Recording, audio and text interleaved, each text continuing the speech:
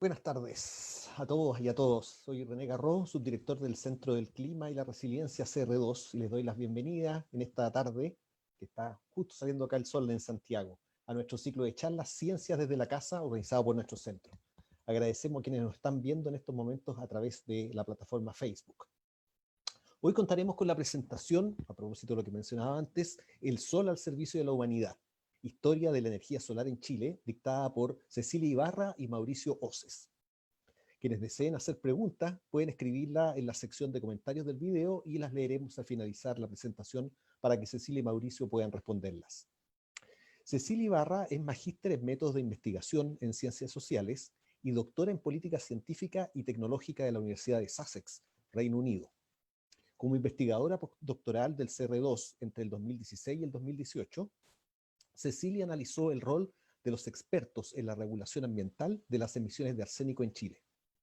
Gracias a este tipo de análisis es posible mejorar los procesos de toma de decisiones y de gobernanza que favorecen una participación más efectiva de la ciencia en la política pública, especialmente en aquellos temas relacionados al cambio climático.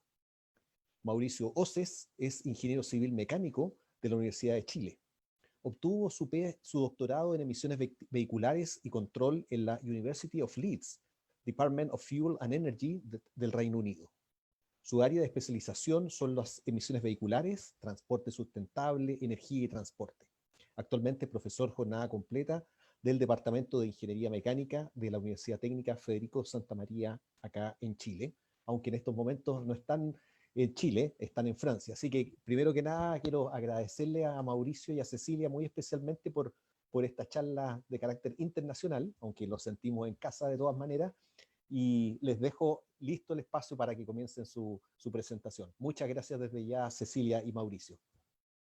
Ok, muchas gracias. Muchas gracias. Bueno, vamos a compartir esta presentación con Cecilia, aprovechando que estamos juntos acá en Francia.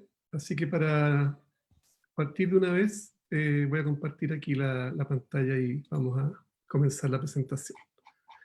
Entonces, déjenme mostrar acá. Listo. Ok. Bueno, buenas tardes en Chile, como dije. Buenas noches de Francia, donde nos encontramos ya hace 5 meses. Muchas gracias a todos los que están escuchando hoy día, pese al frío que hace allá y el calor que hace acá. Esperamos poder transmitir algunas de las múltiples emociones que vivimos mientras recorrimos esta aventura de escribir este libro, el cual tiene como objetivo revisitar el extenso trabajo desarrollado por los pioneros de la energía solar en Chile. Este proceso tiene varios formatos de recuperación de la memoria, y corresponden a un libro, un documental que está basado en varias entrevistas y además una línea de tiempo. Esta presentación trata de resumir este trabajo colectivo, cuya intención entonces es recuperar parte de la historia chilena en un libro. Digo parte porque quedaron muchos elementos todavía que nos gustaría seguir trabajando. Este libro tiene la particularidad de que fue editado especialmente para presentarlo en el Solar World Congress, que se realizó entre el 4 y el 7 de noviembre, si ustedes recuerdan, en un Santiago muy, muy convulsionado. Y sin embargo, tal y como lo relata la historia que les vamos a tratar de contar, los guerreros solares han pasado por muchas batallas y no se sintieron de ninguna manera amedrentados por los disturbios sociales que estaban tomando lugar en Chile. Creo que por el contrario estaban muy contentos de estar acá en una situación no típica de un congreso. Ahí hay algunas imágenes entonces que muestran lo que estaba pasando afuera del Congreso mientras nosotros estábamos dando las explicaciones en el interior ahí en el espacio riesgo, todo esto que también ha aparecido después en la historia por otras razones. Bueno, en este proceso participamos directamente 12 personas que pertenecemos a 4 universidades distintas, hay 2 centros de investigación involucrados y además contamos con el apoyo de CONICET y de Corfo. De una manera colaborativa, interdisciplinaria, redactamos 8 capítulos, entre 3 editores y 9 coautores. Las instituciones que patrocinaron este proyecto son la Universidad Técnica Federico Santa María, Ingeniería 2030 de Clover y el Centro de Investigación CERC Chile. De los investigadores, de los autores, tres pertenecemos al CR2, así que también estamos muy orgullosos de presentar esto hoy día en estas charlas desde la casa también, en la casa del CR2. Muchos de los eventos de esta historia que nos tocó recopilar no se encuentran debidamente documentados, por lo que optamos por usar un formato de entrevistas a todos los actores que estaban relacionados con el tema, que podíamos entrevistar, por supuesto. Logramos realizar 22 extensas entrevistas, las que se encuentran completas y casi sin edición en la página web que les voy a indicar más a continuación, donde está todo este material. Con todas estas imágenes, con todos estos registros, editamos un documental de 25 minutos que los invitamos a ver, el cual también se encuentra disponible en la página web. En una de las tantas reuniones de coordinación que tuvimos mientras estábamos escribiendo el libro, uno de los coautores, Rodrigo Palma, de la Universidad de Chile, sugirió la idea de armar una línea de tiempo interactiva para tenerla desplegada en el Congreso Solar. El diseño final de esta línea incluye un paralelo entre los eventos mundiales y lo que ocurría en Chile. Y abajo, donde está la barriga del caballero ahí, hay una tercera línea donde los asistentes podían aportar con hitos que no estuviesen considerados originalmente en la línea de tiempo. Recibimos 20 aportes en este ejercicio, los que se están incorporando en la versión final de esta línea de tiempo ahora. Se cumplió su rol de ser interactiva, al menos durante el Congreso. Todo lo que he mencionado anteriormente se encuentra en la página web, que ustedes ahí la tienen, Historia Energía Solar, todo junto, .usm.cl. Desde allí ustedes pueden descargar gratuitamente el libro en versión digital, también está a la venta por la editorial RIL, y hay algunas páginas medias piratas que lo están vendiendo también más barato, me han dicho por ahí. Pueden ver el video completo y pueden ver las entrevistas. Y próximamente vamos a agregar toda la selección de fotos históricas que tenemos y los documentos, algunos de los cuales se los vamos a mencionar en esta presentación. Bueno, entrando al libro, ahora como les había dicho antes, el libro cuenta con 8 capítulos. Ahí los estoy mostrando, pero no es mi intención que lean esa letra chica, solamente que vean que está estructurado de una cierta manera, pero para efectos de esta presentación los vamos a ordenar en 3 temas. Estos temas son el desarrollo tecnológico, el desarrollo de tecnologías solares, perdón, que está en verde, mediciones solares en Chile, que está en azul, esas dos partes las voy a presentar yo, y después viene redes institucionales e información de capital humano, que es la parte que va a presentar Cecilia. Entonces, comencemos el viaje. Para empezar, por favor, situémonos en el norte de Chile y conozcamos los primeros desarrollos tecnológicos, estamos en la parte verde de la presentación, que tienen al Sol como protagonista principal. Para situarnos en un contexto internacional, estamos hablando del siglo XIX, hay algunos hitos importantes. En 1839, el físico francés Edmund Becquerel, como ustedes pueden ver ahí, descubre el efecto fotovoltaico. Luego el ingeniero sueco John Ericsson construye en el Reino Unido su famoso motor de vapor solar, el año 1870. Y Agustín Muchot y su discípulo Abel Pifre exhiben uno de los primeros motores solares en la Feria Mundial de París, aquí cerca donde estamos nosotros, en 1878. Mientras tanto, en Chile, Charles Wilson construyó un gran destilador solar en Las Salinas, cerca de Caracoles, en el norte de Chile, el año 1872. Entonces, esta es la fecha donde se inicia la historia moderna, el primer hito importante de energía solar en la historia de Chile. Producía del orden de 20.000 litros de agua dulce por día, y operó hasta al menos el año 1912-1914. Hay distintas versiones de su vida útil, pero Julio Hirschman dice que estuvo funcionando por lo menos 40 años. Se sabe con certeza que hubo 11 años que se pueden reportar que estuvo funcionando, pero la gente dice que fue más que eso. Bueno, gracias a la investigación de uno de los coautores, Nelson Arellano, se sabe que además de las salinas, hubo otras 2 plantas importantes en la región. Una de ellas se construyó en Sierra Gorda en el año 1886, y luego, en el año 1908, ya pasando el siglo XX, aparece en escena la planta El Boquete en la oficina Domeico. Todas estas plantas tuvieron muchos años de operación y fueron desapareciendo a medida que la urbanización llegaba a la región y el agua potable llegaba en cañerías. Mientras tanto, en el mundo, en el año 1890 se fundaba el Observatorio Astrofísico Smithsonian, al cual me voy a referir más adelante cuando pasemos a la parte azul de esta presentación, pero quería que lo recordaran. 1890, entonces, la fundación del Smithsonian Astrophysical Observatory. Aquí me gustaría hacer un primer análisis de las conexiones entre las distintas personas que fueron protagonistas de esta linda historia. Aquí a la izquierda ustedes pueden ver la foto de Charles Wilson, un ingeniero sueco que llegó desde Brooklyn, Estados Unidos, a Chile, y construyó entonces la planta de las salinas en la segunda mitad del siglo XIX. Luego, en el centro, arriba, aparece María Telkes, una persona muy interesante, una científica húngara, que trabajó en el MIT en Estados Unidos y fue conocida en aquel tiempo como la reina del sol. Ella fue quien obtuvo y quien difundió todas las fotografías que mostraban al mundo cómo en Chile se había comenzado a utilizar la energía del sol en sistemas aplicados y de gran envergadura, es decir, que estaban sirviendo a la población de ese lugar.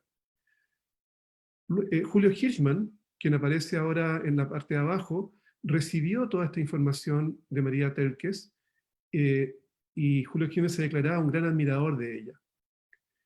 ¿Quién es Julio Hirschman? Este señor nació en Cochabamba, Bolivia, estudió en Alemania, donde le tocó vivir la Primera Guerra Mundial, y luego, por su reconocida ascendencia judía, escapaba de los nazis y buscó refugio en la Unión Soviética. Allí prestó servicios en la Universidad de Leningrado. Llegó a Chile, específicamente a la Universidad Técnica Federico Santa María en Valparaíso, el año 1937. Donde la universidad estaba reclutando profesores alemanes para cumplir con lo establecido en el testamento de Federico Santa María. Finalmente, estas fotografías muestran que el año 1954, estas que están aquí, se fundó en Estados Unidos el famoso laboratorio de energía solar de Madison, en la Universidad de Wisconsin, donde aparecen las figuras relevantes de Farrington Daniels y, en aquel entonces, un joven ingeniero, John Diffie. Entonces la conexión que quiero hacer ahora es entre María Telkes, Julio Hirschman y los norteamericanos del laboratorio de solar de Madison, University of Wisconsin. Detengámonos ahora en un momento preciso del tiempo, el año 1961. Aquí en la presentación en verde pueden ustedes ver la portada de la revista Scientia de la Universidad Técnica Federico Santa María, en un ejemplar de abril-junio de ese año. En su interior, ustedes pueden encontrar un excelente relato escrito por Hirschman sobre la visita del profesor Farrington, que es con F, ahí lo pusieron con H, Farrington Daniels, y su viaje a Antofagasta junto a varios ingenieros chilenos de varias universidades que estaban trabajando en el tema solar en aquella época. Posteriormente, el mismo año, 1961, pero en agosto, Julio Hirschman se encuentra con María Telkes y muchos investigadores del mundo solar en Roma, en la conferencia sobre nuevas formas de energía organizada por las Naciones Unidas. Aquí, Julio Hirschman publica un artículo que ustedes pueden ver ahí, denominado Evaporadores y Destiladores Solares en Chile. Me gustaría aprovechar acá de agradecer tanto a Guillermo Carrasco, que me facilitó el original de la revista Scientia, la encontró en una librería de Valparaíso hace poco y me la facilitó por Facebook, y a Roberto Román, quien nos permitió acceder a este ejemplar del congreso que se realizó en Roma y lo pudimos fotografiar en su casa. Si revisamos el artículo de Hirschman, podemos ver un trabajo minucioso, apasionado. Estas son algunas de las páginas de ese documento. Si observan, en particular en la esquina inferior izquierda, aparecen dos fotos, que las voy a agrandar ahora.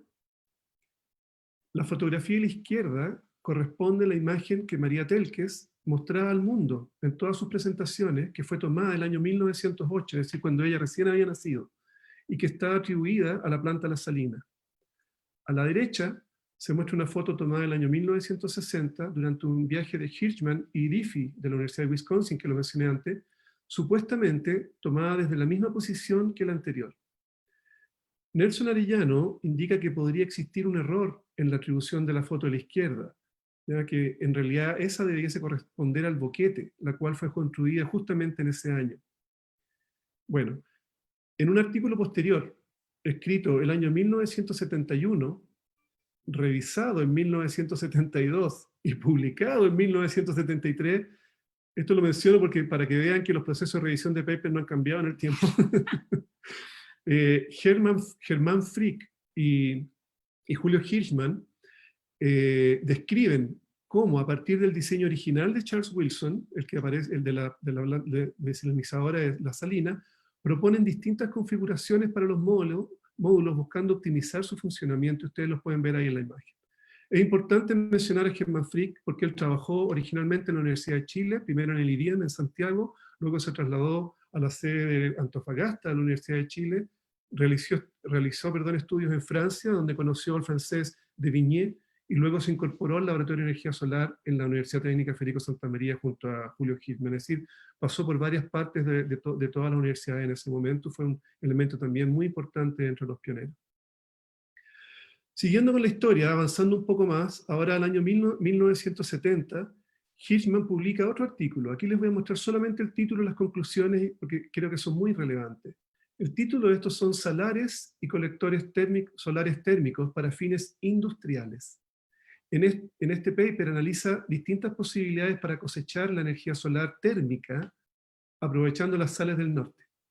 Hoy día, su sueño se ha realizado con la construcción de la planta de concentración solar de potencia Cerro Dominador. Me imagino que algunos de ustedes han escuchado, que hace muy pocos días, creo que la semana pasada, terminó la etapa de fundición de 46.000 toneladas de sales a 238 grados, que después se calientan a 600 grados, generando nada menos que 110 megawatts de potencia, con una capacidad de almacenamiento térmico de 17 horas.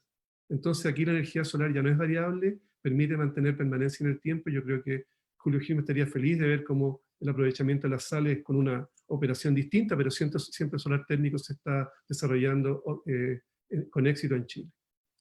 Volviendo al mismo paper, dije que les iba a mostrar el título y las conclusiones. Fíjense en las conclusiones. Acá me gustaría destacar lo siguiente, que lo voy a poner en rojo para que lo puedan ver. Hirschman sugiere la creación de un instituto regional de zonas áridas que tenga base en Antofagasta, que incluya a todos los países involucrados, que son Argentina, Bolivia y Chile, y que además esté organizado por la UNESCO. Fíjense ustedes que hace muy pocos días, esto tiene 8 de abril, esta nota, se anuncia el término del proceso de postulación para el Instituto Chileno de Tecnologías Limpias en la región de Antofagasta, que busca impulsar la energía solar, entre otros. Con estos dos ejemplos quiero mostrar la clara visión de futuro que tenían nuestros pioneros del siglo pasado. Hasta ahora solamente he hablado de energía solar térmica, que era lo predominante en aquella época. Me gustaría ahora referirme a la solar fotovoltaica, que es la que nosotros conocemos más. En este seminario, organizado por CONICET el año 1974, Hirschman se refiere a distintos avances de la energía solar y menciona la fotovoltaica. Aquí hay un largo texto, pero me gustaría muy rápidamente decirles que dice que a mediados de siglo los profesores de Vigny y Frick realizaron los primeros ensayos con células fotoeléctricas. En el año 1965 Nelson Ávila diseñó y confeccionó un convertidor con fotodiodos de silicio que seguía el movimiento del Sol, que lamentablemente se destruyó en un incendio. Posteriormente, el Centro de Energía Solar compró varias celdas fotovoltaicas de silicio y de selenio, querían construirlas en la universidad, y luego habló con Entel para usar este tipo de tecnología para estaciones radiotransmisoras en el norte donde no había electricidad. Y finalmente, recomienda instalar una fábrica de paneles en Chile. Bueno, no necesito mostrarles fotos de lo que está pasando hoy día en materia fotovoltaica. Tenía una clara visión de lo que había que hacer hace 46 años que escribió esto. En esta imagen muestro una parte de la página web donde quiero reconocer el mérito que tiene Nelson Arellano en esta parte que acabo de mencionar. Si ustedes van a las referencias que se encuentran abajo ahí en azul, pueden encontrar mucha más información de lo que yo les he estado diciendo al respecto. Ahora paso a la parte de mediciones solares en Chile, y me gustaría entonces volver atrás en el tiempo, volver a principios del siglo XX, donde aparecen ciertos elementos que ustedes pueden leer ahí en el mundo, pero lo importante es que quiero situar es lo que estaba ocurriendo en ese momento afuera, en Chile. Aquí aparece que el Instituto Smithsonian comienza a operar la estación Calama Cerro Montezuma, acá lo de Charles Abbott. Las fechas de operación varían entre la fuente, aquí dice 1923 a 1947, pero en realidad nos han dicho que es entre 1918 y 1955.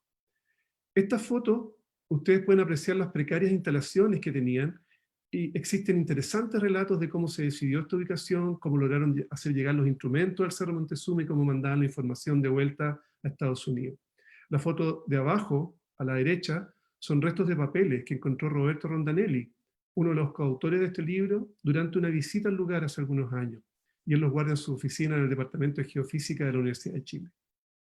Bueno, ya que mencioné a Rondanelli, en este bellísimo artículo, me gustó mucho leer este artículo publicado en 2015, estamos ahora en la modernidad, por Rondanelli, Molina and Falvey.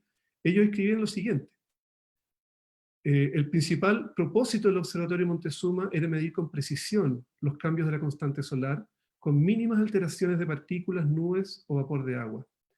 Se realizaron mediciones durante 38 años, sin lograr concluir una conexión entre variabilidad solar y clima o tiempo en la superficie. Y los pioneros de la investigación solar en Montezuma conocían las excelentes condiciones que había en la región de Atacama y sabían sobre la necesidad de aumentar las capacidades de observación tanto de radiación solar como de composición atmosférica. Bueno, después de esta primera etapa, nos vamos a la segunda mitad del siglo XX con otros eventos importantes a nivel mundial, y el año 1961 se inaugura el Laboratorio de Energía Solar en la USM, el cual acogió desde el año 65 el Archivo Nacional Solarimétrico, que marca la segunda etapa importante de mediciones de radiación solar en Chile. El año 71, Hirschman escribió este artículo, que narra muchos de los esfuerzos por medir radiación solar en Chile. Y me gustaría que nos detengamos acá en los últimos minutos que me quedan a quién cita. Fíjense, está Jerónimo de Vivar, por la experiencia del año 1558. Luego se refiere a Abbott, que es lo que acabo de decir de Montezuma. En el año 1959, de Viñé y Germán Frick reportan mediciones en el norte. El mismísimo Hirschman presenta una revisión en Australia. El señor Sergio Cuevas Droguet publica los resultados de su memoria en la revista Scientia el año 63, y César Caviedes expone su resultado en un evento organizado en el Departamento de Geofísica de la Universidad de Chile en el año 67, y finalmente aquí aparece Dobosí y el querido profesor Pablo Ulrichsen, también de Geofísica, quienes hablan de la distribución de radiación global en Chile en un congreso en Australia el año 1970. Estas son algunas imágenes del mismo artículo del año 71, donde Hirschman describe todas las estaciones disponibles del Archivo Nacional Solarimétrico del periodo 1961 al año 1970, con 81 estaciones, desde Parinacota hasta 3 estaciones en la Antártica, y un caso importante, la estación Mataderi en Rapa Nui, donde es tomada por un antiguo instrumento de ordenadas no lineales. Y usando un sistema de conversión, que ustedes pueden ver en la foto que está a color, los técnicos del Laboratorio de Energía Solar cambiaban los diagramas a una escala lineal. En el video, en la entrevista, ustedes pueden ver a Roberto Sota explicando cómo se hacían estas mediciones manuales en esos días. Y para terminar la parte de mi presentación, quisiera mostrarles la voz de Roberto Sota, que explica lo que aparece en la portada del libro. Hola, don Mauricio. Mire, viendo la fotografía, bueno, el que está arriba es don Julio Hirschman, por supuesto, y el señor que está mirando el instrumento es don Sergio Cuevas Droguet, que era alumno en esa época y estudiaba ingeniería mecánica. Y la persona que está abajo, agachada, bueno, no se le ve la cara, pero yo sospecho que puede ser don Hugo Meri Díaz, que era el principal ayudante de don Julio Hirschman en esa época. Esta foto es anterior a mi llegada al laboratorio, en todo caso. Y el instrumento que está ahí es un helióstato solar que diseñó el profesor Kurt Finster de la universidad. Usaba un sistema de espejos y proyectaba un rayo solar siempre en el mismo punto, no importa la posición que tuviera el sol. Este helióstato se iba moviendo con el sol y proyectaba siempre el rayo en la misma parte. Eso es lo que le puedo informar por el momento.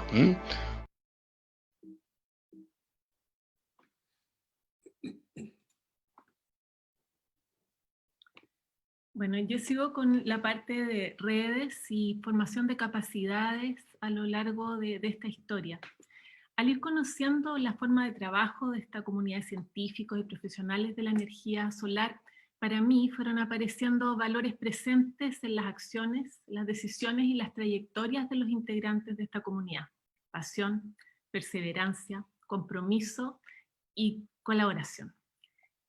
En el proceso de escribir el libro y todo el material que lo acompaña y que está disponible en la página web, también nos inspiramos en estos valores.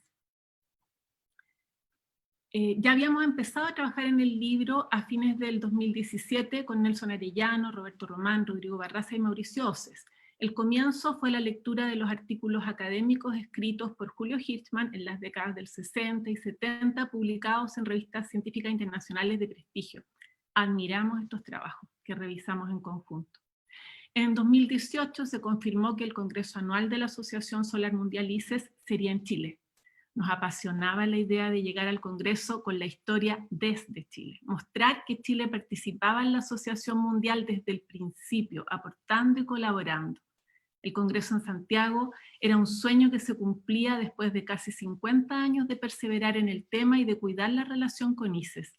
Nos comprometimos a tener el libro impreso y a construir una línea del tiempo para mostrarlo. Nos parecía evidente que requeríamos de un esfuerzo interdisciplinario de ingenieras, ingenieros, técnicos, científicos, historiadores y miradas desde los estudios de la ciencia, la tecnología y la sociedad. Más tarde integramos también la mirada de la producción audiovisual.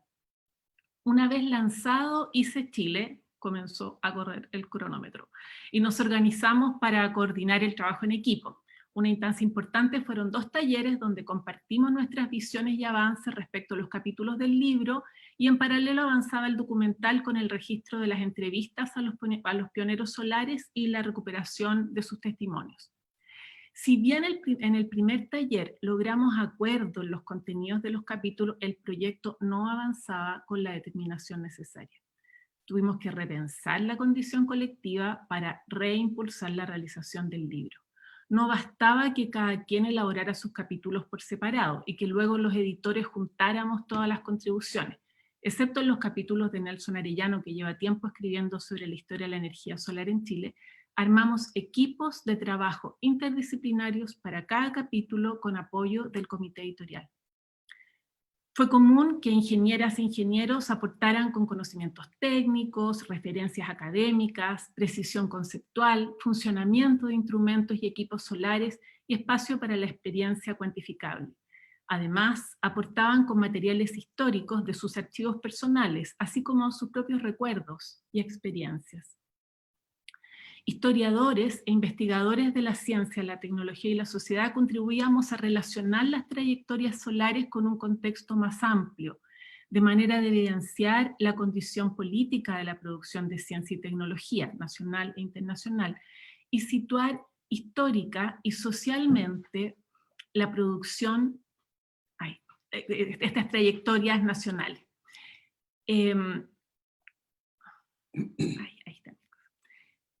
De esta manera se generaba una conexión con una dimensión histórica propia y colectiva. Al mismo tiempo, las humanidades aportaban con matices para contrastar, relativizar o corroborar los recuerdos y trabajar con las conocidas trampas de la memoria.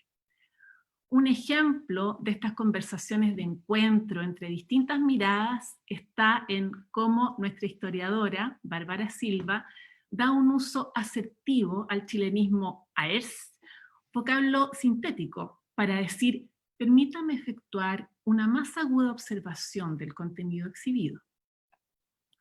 Trabajando con el querido Roberto Román en las etapas de desarrollo de la energía solar en Chile y el punto de quiebre que significó el golpe militar en 1973, AERS, fue un llamado a notar que, sin desconocer la importancia de ese hecho en la historia del país y sus efectos en el desarrollo solar, 1973 es también el año de la guerra de Yom Kippur, que marcó el alza de los precios de los combustibles fósiles, y fue también el año en que unos meses antes de la guerra, la UNESCO realizara la conferencia El Sol al servicio de la humanidad, que es el origen del nombre que elegimos para el libro.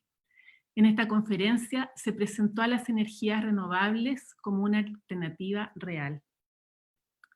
Las preguntas que surgían desde las humanidades hacia las ingenierías podían abrir la perspectiva de las técnicas y especificidades y reconectar distintas experiencias propias de la energía solar que se habían desarrollado en paralelo y que retrospectivamente se vinculaban entre sí. Además, las humanidades y ciencias sociales contribuyeron a traducir las especificidades técnicas a un lenguaje y un modo de explicar socialmente más amplio, que pudiese convocar a otros profesionales. Les he hablado del proceso y de lo que aprendimos sobre trabajo colectivo. Lo cuento porque creo que queda mucho por aprender y profundizar al respecto. No en todo el libro logramos integrar perspectivas. No es perfecto, lo perfecto es enemigo de lo bueno. ¿Qué motivación tendríamos para seguir experimentando en nuevos proyectos sin una mirada crítica a nuestro propio trabajo? El libro salió de la imprenta en Puente Alto el día 17 de octubre de 2019. Bárbara y Mauricio retiraron las cajas en RIL el viernes 18 en la mañana.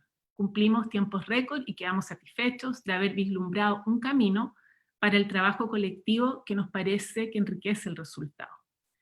Hablaré un poco más de los valores que vi en la comunidad solar: pasión, perseverancia, compromiso y colaboración. Es mi interpretación muy personal, no están escritos en placa alguna.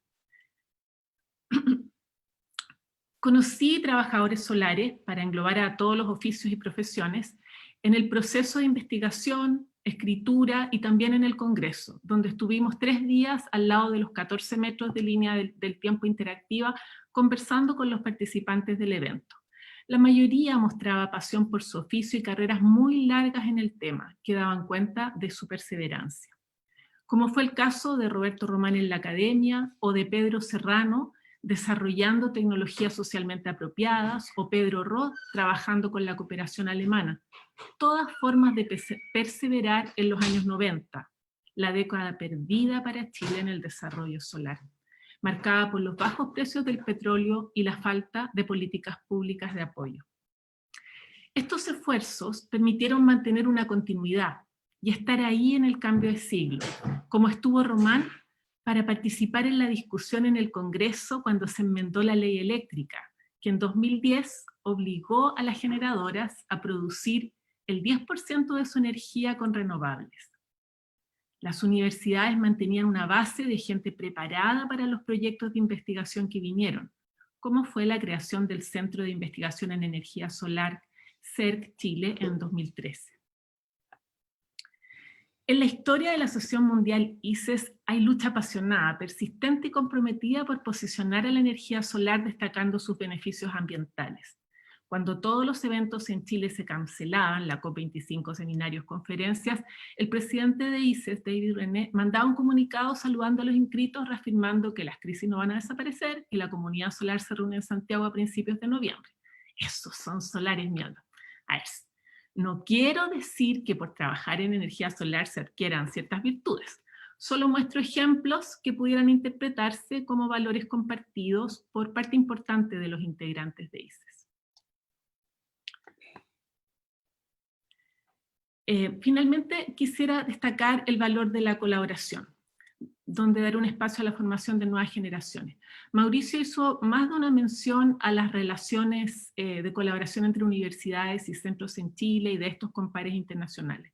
Otro ejemplo que puede reforzar esas ideas son las menciones en los agradecimientos de una de las publicaciones de Julio Hirschman, esta es de 1961, Solar Energy, la revista más importante del área, donde agradece a Boric, que fue el primer alumno de la Santa María graduado con una tesis en energía solar, a Cruz Coqui Frick de la Universidad de Chile, a Carlos Espinosa de la Universidad del Norte, todos colegas con las que hay muchas historias de trabajo en conjunto, a los mundialmente famosos, ya los mostró Mauricio Farrington Daniel y Sidufi, que habían visitado Chile, ¿verdad?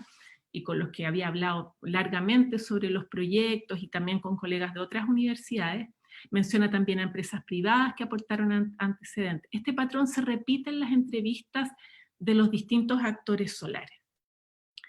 El trabajo meticuloso de Miriam Roth de clasificar las tesis solares de la Universidad Federico Santa María, que son una muestra de lo que se ha hecho en Chile, a la que habría que sumar las de otras universidades, vemos que la formación ha sido una constante y ha cubierto una amplia gama de áreas de investigación y desarrollo tecnológico, desde lo fotovoltaico a lo térmico, desde lo aplicado a lo teórico. En estos momentos, en el contexto de la pandemia, en que nos hacemos preguntas respecto de qué es lo importante y cómo abordaremos la crisis climática en el proceso de recuperación post-pandemia, me parece que estas historias solares son inspiradoras. Lo han sido para mí, y lo comparto en un ensayo publicado en los cuadernos de Boschef, titulado El sentido de la ingeniería en tiempos de cambio climático. Espero que también les inspiren a ustedes a trabajar con pasión, perseverancia, compromiso y camaradería por formas de vivir cuidadosas con el planeta. Bueno, para terminar, nada más decirles que además del libro y de la página también está este artículo que se publicó en los proceedings de la conferencia, que resume más o menos la presentación que hizo Mauricio. Todos estos materiales, el libro, los papers, todos han sido revisados por pares y creemos que son un comienzo de relevar nuestra propia historia. Gracias. Bueno, antes de pasar a conversar con ustedes, quería compartirles una última parte de un video haciendo un homenaje a una persona que fue muy importante para muchos de nosotros, que es Roberto Román, que en uno de los últimos días que lo tuvimos con nosotros, afortunadamente lo pudimos grabar en el Congreso. Así que voy a compartir con ustedes algunas palabras que él nos dijo uno de los últimos días que asistió a este Congreso. El libro yo creo que es sumamente importante porque es la primera vez que hay un trabajo sistemático de juntar en un lugar antecedentes que estaba muy disperso sobre lo que se ha hecho en energía solar en Chile. Que habían artículos, notas, distintas cosas, pero nada como un libro. Y me parece muy bien que esté centrado en lo que partió con la Santa María, que fue una de las instituciones pioneras sin duda, y que además ha tenido la gran gracia la Santa María de lograr tener continuidad desde los años 60 hasta el presente, y estamos seguros que hasta el futuro. Bueno, con eso queríamos cerrar con Roberto Román haciéndole un agradecimiento a él y recordándolo, porque la verdad que tuvimos una suerte fantástica de que nos pudiese acompañar en este proceso antes de irse.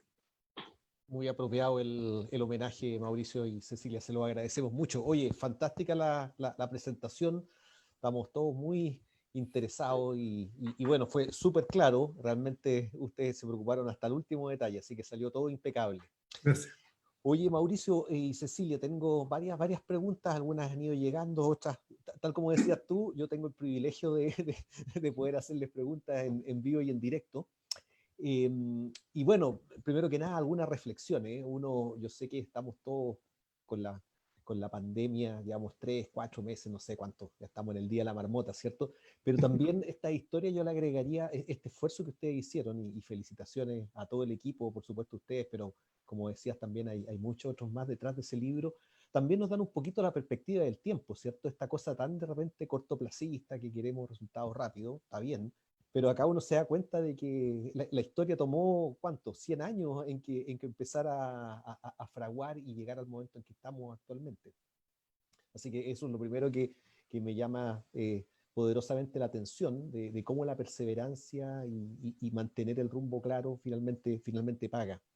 Oye, y a propósito de eso, el libro, claro, hace todo el énfasis y ustedes le dieron bastante cabida a la historia, partiendo por los desarrollos en 1860, 1870, llegando hasta hoy día, pero un poquito, ¿qué nos pueden contar de la actualidad? Y en particular de la realidad, no solamente de la investigación en energía solar, sino que en el desarrollo. O sea, ¿cómo estamos? Tú mostrabas, no sé si Cecilia o Mauricio, esa foto, todos hemos visto en general los paneles acá saliendo de Santiago, etcétera, en algunas casas, pero me llamó la atención el concentrador. Esa no lo había visto en realidad. El cerro, ¿cuántos cerros? Cerro Dominador, increíble. Cerro Dominador. El más grande del mundo. Wow. Cuéntenos un poquito, así los números gruesos, cuando si uno le preguntaran, bueno, ¿cuánto está haciendo la solar actualmente? No sé si tienen esos números por ahí que nos pueden compartir. Sí, está entre un 7 y un 10% actualmente. Mucho más bajo que las abuelitas de carbón todavía, desafortunadamente, pero la expectativa es que esto cambie radicalmente en los próximos 30 años y tengamos todo de manera más renovable, no solo solar, ¿ah? De hecho, yo creo que ese es un punto muy importante. Esta gente partió con térmico. Ahora estamos en el boom de lo fotovoltaico, pero lo fotovoltaico, por su variabilidad, no permite satisfacer las necesidades que se requieren de energía. Entonces, hay que volver a térmico y hay que volver a almacenamiento. Ese tema de las sales, son las sales las que almacenan la energía y después pueden entregar energía constante durante 17 horas. Esas 46.000 toneladas de sales que se están calentando con 36.000 helióstatos que están apuntando a un solo punto y están aumentando la temperatura para poder lograr ese efecto. Entonces, yo creo que eso es fundamental. Esa planta tiene 220 megawatts instalados. La mitad es térmico y la otra mitad son paneles fotovoltaicos. Ajá. Y si después empezamos a producir hidrógeno y almacenamos energía como hidrógeno, va a ser una combinación perfecta. Y eso es solamente solar, sin meterme en geotermia, que Cecilia también está trabajando, y las otras posibilidades. Sí, yo quería hacer un comentario de lo que tú dices de este largo tiempo. Sí, pero también hay que observar que no es un continuo, no hay una idea de progreso o de que todo fue siempre mejor. O sea, hay periodos, valles de olvido y de desatención, y en que Chile lleva teniendo una capacidades y todo. En los años 90, como yo decía, fueron una década perdida, porque ahí los países que después sobresalieron, como Alemania, tuvieron subsidios, porque por el tema de las ventajas ambientales hubo un apoyo del Estado en el desarrollo de tecnologías que después los hicieron ser los más competitivos. En esa época Francia desinvirtió también en solar para dedicarse a la nuclear. Entonces, por eso son estas resistencias. O sea, no ha habido una claridad ni una perseverancia desde el punto de vista del plan de desarrollo, de un plan país. Más bien ha sido de ciertos individuos en que las universidades han provisto ese espacio. Además de lo que decía Mauricio de lo térmico, igual él está en lo eléctrico, pero hubo y podría haber mucho más desarrollo en lo térmico, por ejemplo, para agua caliente, que no pasa por la electricidad. Y también a propósito, cuando él decía los solares lo veían más integrado, yo pensé que iba a referirse a que ellos crearon un gremio, ACHESA, en los años 70, que funcionó hasta más o menos los 90, y ahí estaban los profesionales del área eólica y de la geotermia. O sea, había un tema de unir fuerzas también con las otras hermanas tecnologías renovables. Entonces, no ha sido fácil y no ha habido un apoyo continuo ni una claridad de programa. La claridad ha sido de algunos grupos que trabajan en eso y de los cuales su vida depende de eso, es lo que saben hacer y es lo que quieren hacer.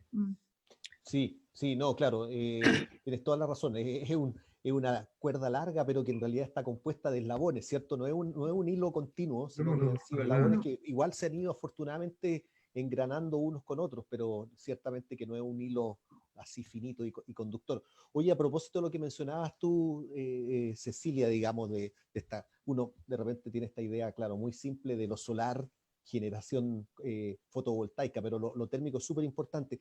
Hay una pregunta de Adriana Benicelli, que dice que echa de menos el uso de energía solar en la obtención de no metales de mucha importancia, de minerales no metálicos de mucha importancia para la economía de Chile, como el yodo, nitrato, litio.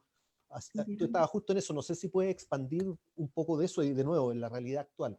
¿Estamos ocupando la energía para ese tipo de generación de minerales no metálicos? O sea, yo no soy experto en esa área y no puedo dar una respuesta al respecto. Hay un autor que es experto, claro, pero no está aquí.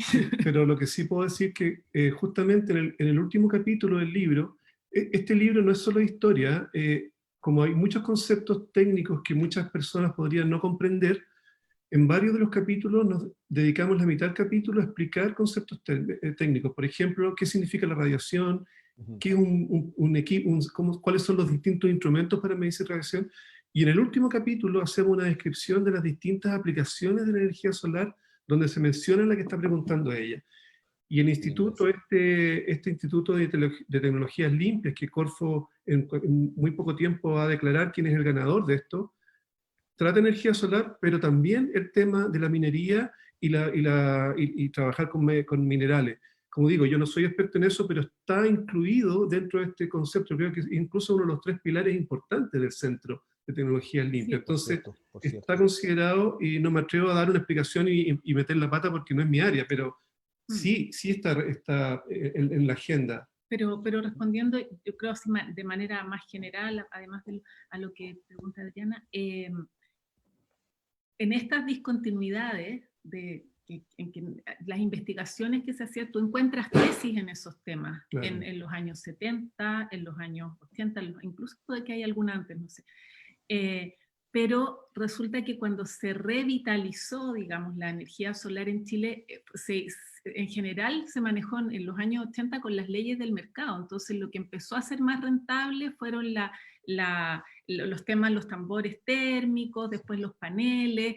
Entonces no han habido apuestas. Esto que dice Mauricio es muy nuevo, pero la posibilidad de investigar en eso y desarrollar en eso está desde hace mucho tiempo, y recién ahora hay una acción un poco más decidida que vamos a ver qué frutos da para que tenga una aplicación industrial interesante, ¿verdad? Oye, y me llega otra pregunta, perdona, voy encadenando Sí, algunas dale. cosas. Esa es la idea. Precisamente, y ya saliéndose de los minerales no metálicos, pero el agua, las cosas de desalinización. Yo me acuerdo que en algún momento me invitaron del CERC a pensar qué cosas teníamos en común entre el CR2 y el CERC y cosas así, hay muchas, ¿cierto? Pero bueno, justo estábamos hablando del tema de la sequía y yo siempre bromeo de que el planeta del agua, está lleno de agua por todas partes, el problema es que es salada, ¿verdad? Especialmente en el norte, donde tienes mucha energía. ¿Saben si, me preguntan si hay algún desarrollo por ahí, si la energía solar irá a lograr también a colaborar en ese punto esencial para el desarrollo en el norte de Chile? O sea, imagínate que las desalinizadoras del siglo XIX desalinizaban. Bueno, esa era la planta que mencionaba. Claro, ¿no? y abastecían a todas las poblaciones, la gente, además de la industria, que vivía en eso. Y resulta que ahí hay unos textos súper interesantes que incluso algunos los encontró Rodrigo Barraza en Estados Unidos, un archivo de Farrington Daniel, que resulta que Carlos Wilson, porque una de las razones por las que o sea, como que empezó a verse amenazado, digamos, su industria de producción de agua potable, tiene que ver con aspectos nada que ver con que se pueda o no se pueda tecnológicamente. Cuando iba a entregar el agua, tenía que estar la policía, porque los que tenían el negocio de llevar agua por barco, como quien dijera camiones aljibe, pero por barco, lo amenazaron de muerte, porque les quitó el negocio. Se fijan que no es un problema tecnológico, es un problema de la relación entre los actores en ese mercado. Wilson les acaba el negocio. O sea, nunca ha habido un problema para hacerlo. En los dibujitos que les mostró Mauricio, que es un paper maravilloso, 10 años de experimentación con distintas configuraciones para desalinizar agua. Todo eso se puede. Ahora hay proyectos también nuevos, pero aparecen los problemas que aquí Pilar Moraga estaría muy atenta, ¿verdad? De que una vez que tú desalinizas, queda una cantidad de sal. Y esa cantidad de sal no hay una regulación al respecto. ¿Y qué pasa? La tiran de vuelta al mar. Imagínense las pobres criaturas que viven ahí con la sal multiplicada por... Entonces, si uno va a desarrollar eso, tiene que preocuparse no solo de la tecnología que lo solucione, sino que cómo cambian las estructuras de mercado, los efectos ambientales, la regulación. Ni siquiera el proyecto de ley era muy claro quién iba a ser el dueño de esa agua desalinizada. Entonces te imaginas un inversor colocando dinero para que después le digan, no, pues si esa era agua del mar. No es Oye, para complementar nomás la respuesta, en el presente, las mineras han construido las plantas desalinizadoras más grandes del mundo. De hecho, la planta El Coloso, que pertenece a BHP, Minera Escondida, me tocó hacer un trabajo hace poco con ellos, querían implementar vehículos eléctricos ahí porque quieren tener cobre verde. Entonces el agua que utilizan la desalinizan en Antofagasta por osmosis inversa y suben toda esa agua hacia a la mina arriba. Claro. Lamentablemente todo el bombeo lo siguen haciendo con electricidad que viene de la red y no electricidad fotovoltaica, pero el objetivo es llegar finalmente a eso. Eso es bueno, pero no hay proyectos que entreguen agua potable a la ciudadanía. Es un proyecto minero que se abastece a sí mismo. ¿Ya? Hay millones de dólares invertidos ahí, pero no hay proyectos de menor escala que le entreguen esa agua de buena calidad a la gente que vive en la zona. Y ahí yo quisiera agregar que en esto, como en muchos otros temas tecnológicos, que el área que yo estudio, ¿verdad? El talento en Chile no es lo que ha faltado.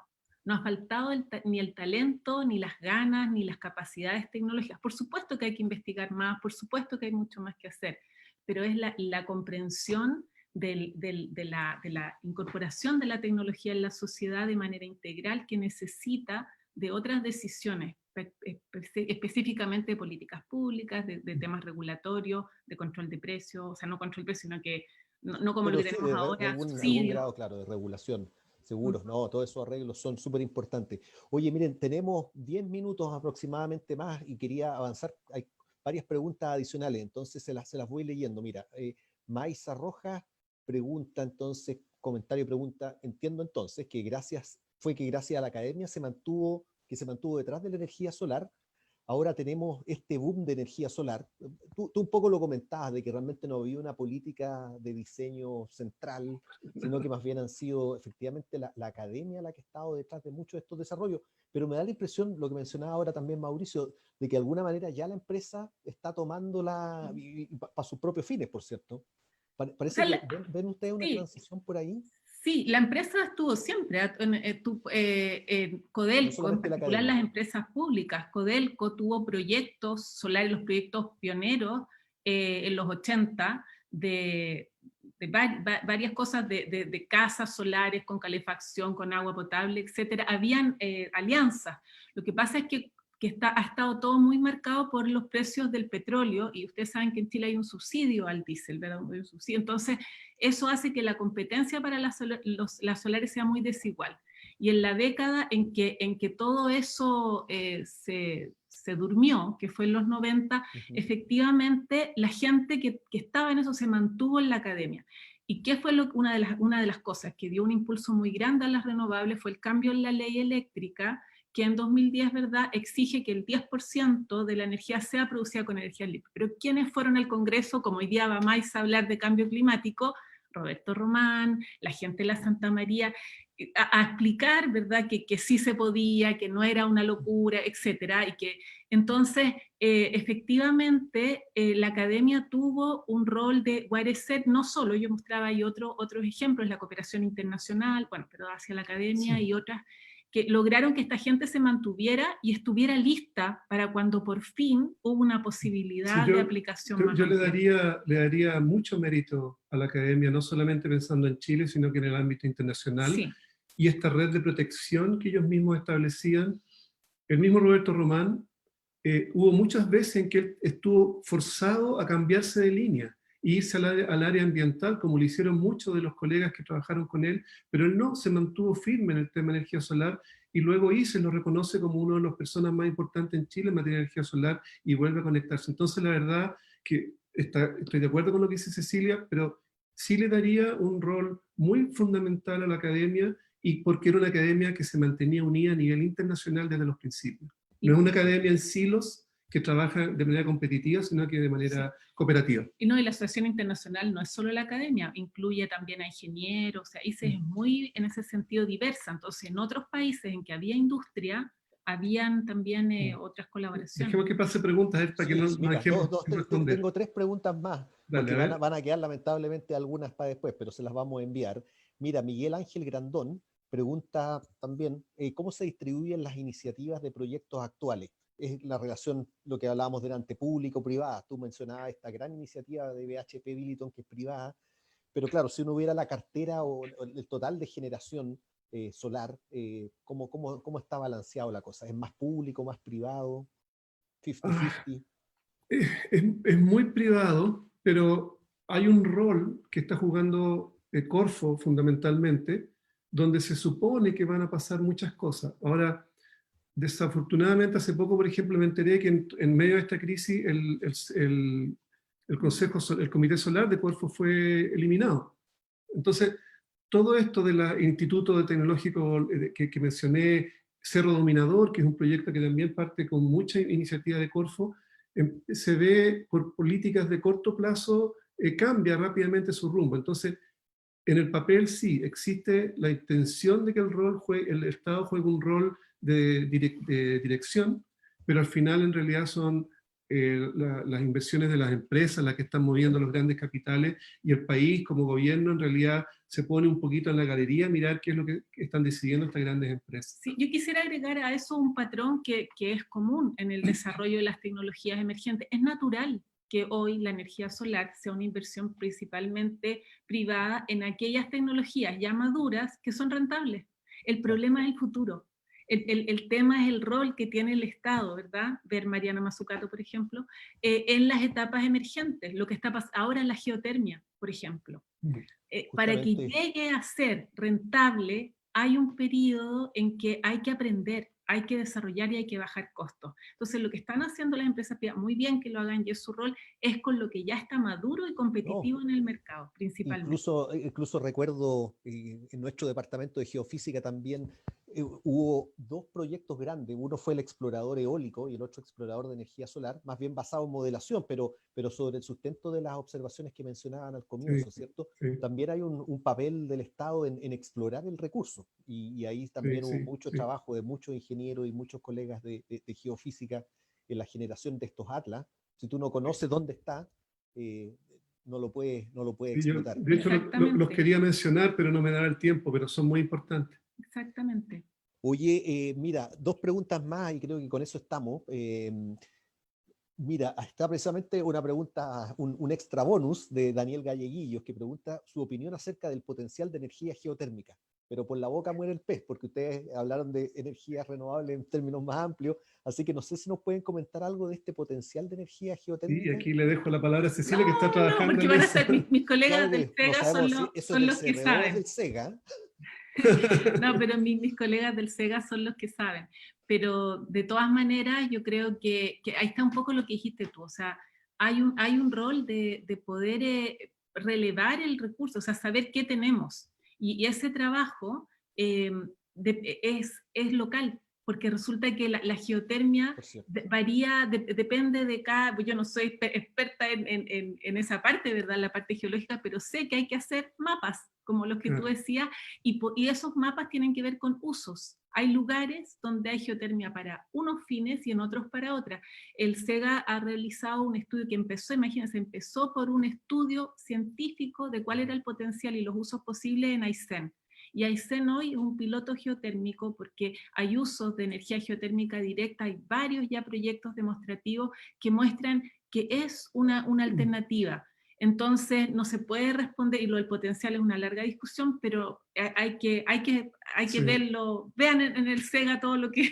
Solo para una complementación también ahí, yo creo que la integración de las distintas energías renovables pasa por la microgeneración.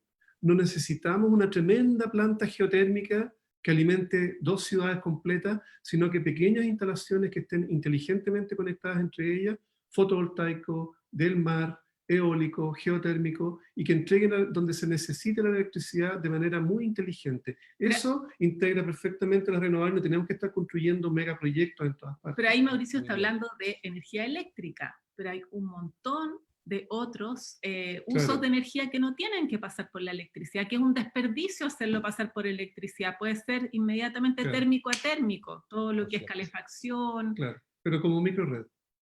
Oye, eso entre paréntesis sirve de respuesta parcial para una pregunta que es muy amplia, que era la penúltima, de Tamara Oces. ¿Cuál es el futuro de la energía solar? Entonces, claro, hay muchos desarrollos, está la generación de electricidad, pero también está el uso directo, y lo que mencionaban ustedes de que está no solamente los megaproyectos, claro, uno se deslumbra con Cerro Sombrero, como se llama. Cerro Dominador. Pero PC8, pero también tiene estas cosas de microescala. Parece que por ahí va un poquito, ¿cierto? Hay muchas avenidas. Microgeneración, y algo que no hemos mencionado, la producción de hidrógeno verde en el norte. Cuando hay pics de energía solar que no se pueden utilizar, se saca hidrógeno del agua de mar, o del agua, y ese hidrógeno después permite ser utilizado en otras aplicaciones. Entonces son almacenamiento de energía. Falta sumarlo al tema de tener distribución en microredes. Tenemos la última pregunta, Cecilia y Mauricio, y con eso ya vamos a empezar a cerrar. Pregunta Claudio Tapia: ¿es posible que en la actualidad estemos en presencia de un segundo ciclo de avance de la energía solar, donde los actores políticos tienen relevancia, tal como lo señala Cecilia, Pero es relevante que para extender este periodo de aprovechamiento tecnológico deba estar fuertemente asociado a la acción del Estado y al apoyo de las entidades científicas.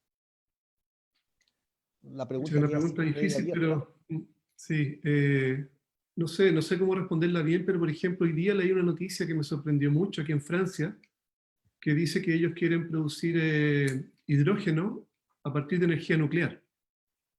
Y así como nosotros estamos tratando de desaparecer las centrales a carbón en Chile, ellos están tratando de desaparecer las centrales nucleares. Hace 2 días comenzaron a desmantelar una tremenda planta nuclear y quieren bajar del 70% al 50% nuclear acá. Y una justificación que están dando para dejarla es porque quieren fabricar hidrógeno. Entonces, la verdad que hay cosas que están pasando y que nosotros vamos a tener como país más chiquitito que ver si es que o las seguimos o inventamos nuestra propia ecuación para resolver ese tema. Entonces, es un apasionante escenario donde hay muchas posibilidades. No sé si querías decir algo, Toña. Sí, yo quiero dale decir nomás, que Ceci. estamos en un momento de quiebre, ¿verdad? Viene la recuperación post-pandemia y resulta que el Estado va a tener que tener un rol. Todos los estados en el mundo hay un reconocimiento, por más liberales que sean las ideas, ¿verdad? De que para salir de esta necesitamos Estado. Y ahí hay decisiones que tomar. Y en esas decisiones que tomar, el Estado tiene que reconocer su poder en generar y darle forma a ciertos mercados.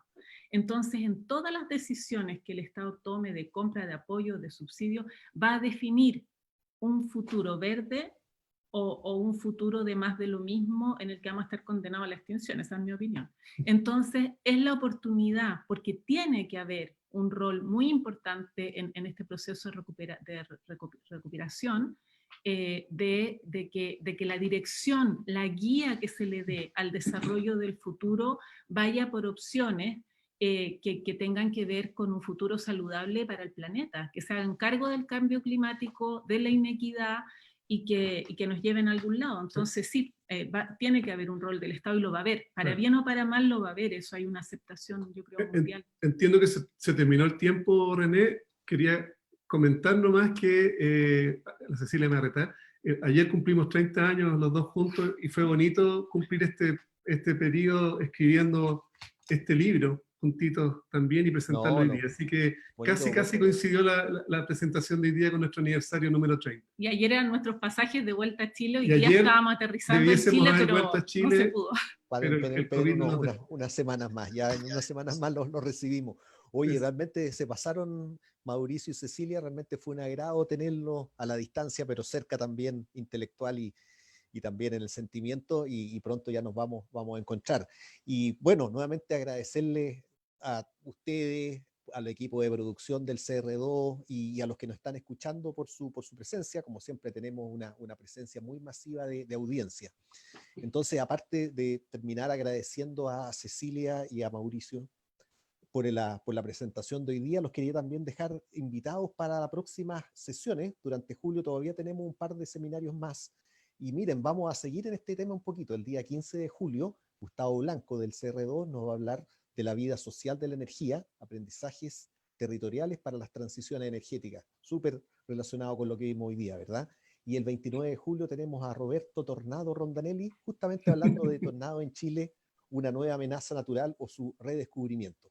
Así que manténganse atentos a las novedades del CR2 y de nuevo muchas gracias Mauricio y Cecilia, buena suerte con todo. Aprovechen de tomar calorcito porque aquí, pese que de nuevo está bonito el día, hace frío. Así que un gusto verles. Cuídense mucho. Muchas gracias. Chao Cecilia, chao Mauricio. Chao, un gusto. Chao.